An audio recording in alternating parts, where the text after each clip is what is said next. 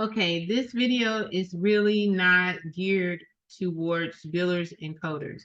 Again, this is because sometimes my friends call and they ask questions and they may be confused about the statements that they receive in the mail. So if you do billing and coding for a living and you're looking for things that I did not say, you're going to find them because this recording is really for people outside of the industry, okay? And sometimes they don't even see codes because when the insurance company sends them a statement or an EOB, the codes aren't present. So this again is an example only, and it's geared towards people who do not do billing and coding for a living. So if you visit with your physician, the charge is based on um, whether you're a new patient, one they've never seen before, or whether you are an established patient, one they have seen before or within the last 3 years. So in my example, this is an established patient, someone we have seen before. And this is represented by a code. It is 99213. Codes usually have money or revenue attached to them. And let's just say, for example, that an established patient who spends a short amount of time with the physician is charged $120. Well, if you have insurance, you may have a copayment.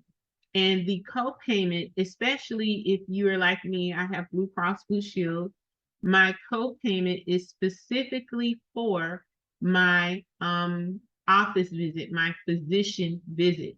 That means the face-to-face time you spend with the physician.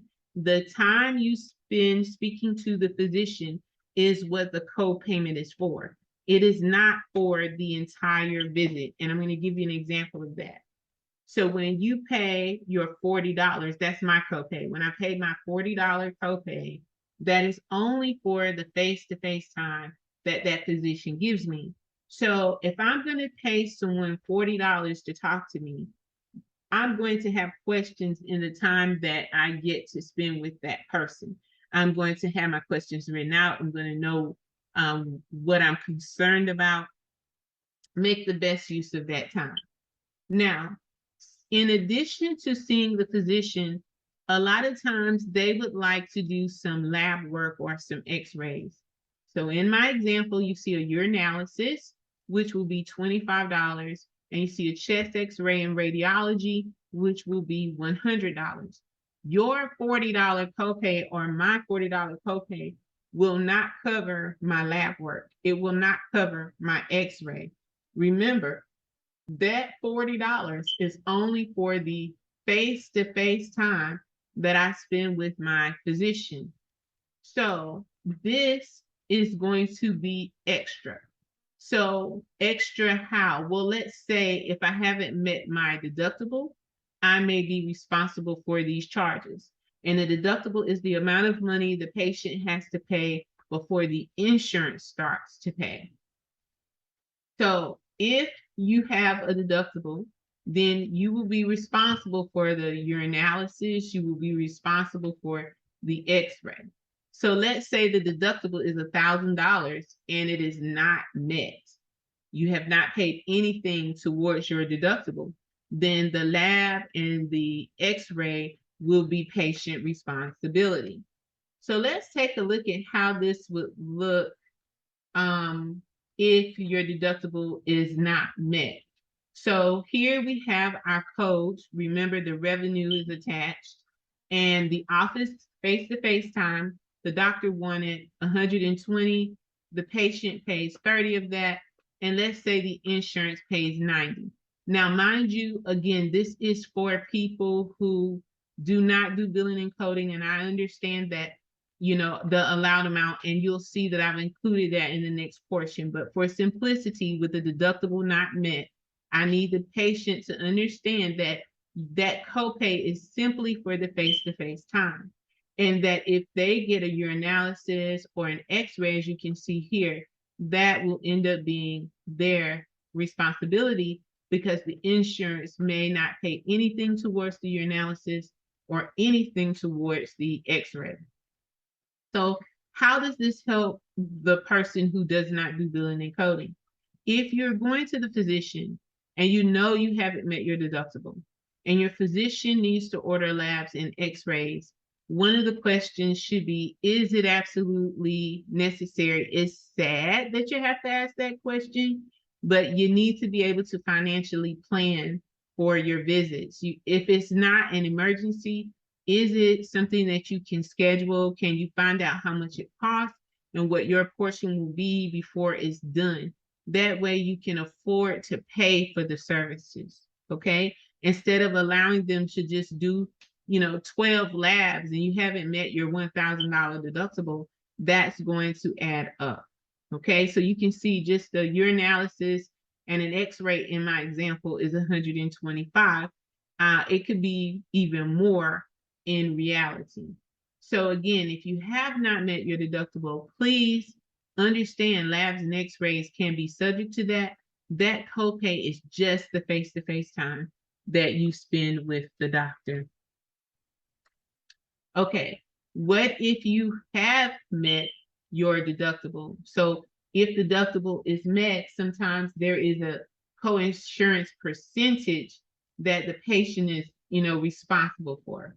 So here you can see in this example, the deductible is met. And I've also inserted 2 new columns. We are going to talk about the allowed amount and the write-off amount. Now, the allowed amount is what, like I said, my insurance is Blue Cross, so I'll use them as my example. It is what Blue Cross Blue Shield allows a doctor who is in network to charge. So in this example, my doctor has charged me $120, but he is in network with Blue Cross Blue Shield and they only allow him to charge $100.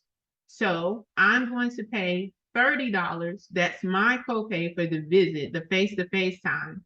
And the insurance will take care of the $70. The $20 that we had to write off is in red. You never have to pay that. No one should ask you for the write-off amount. And believe it or not, since I've lived in North Carolina, I have seen several physicians try to charge patients for the write-off amount, and we constantly had to remind them that cannot be done. We have to talk to them constantly. So if your doctor is in network with your insurance company, then he agrees to the allowed amount, which is $100. Okay, so now we have the lab, which was the urinalysis. Our doctor charged $25. Well, let's say in my case, Blue Cross allowed them to charge $20. My percentage, my co-insurance is 30%, and I've met my deductible. So I need to pay $6. My insurance will pay $14. That $5 that we wrote off, they will never get. The doctor's office cannot ask me for it. It is a write-off. They have to forget about it because they are in network and agreed to the allowed amount. Now, let's say I have this chest x-ray done. The doctor charged $100. Blue Cross says absolutely no. You can only charge up to $75. My 30% is $22.50. My insurance will pay $52.50. But guess what? The write-off amount is $25, and the doctor's office will never get that, and they are not allowed to ask me for it by law. Okay? So how does this help you? Well, if you get a bill, you need to make sure that you were charged, they are charging you for the allowed amount.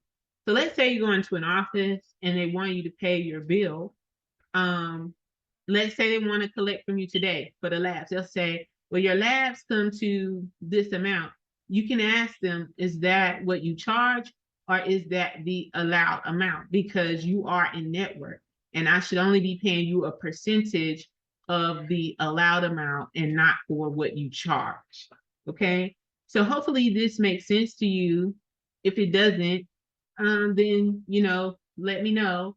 But the point is, that you need to just worry about making sure you're not getting services that you can't pay for and then panic because you can't pay for it. It's different if you're like truly, truly sick, you don't know what's wrong, work with the doctor's office, make payment arrangements. But if it is something that you can plan for, that may be better for you so that you can afford it.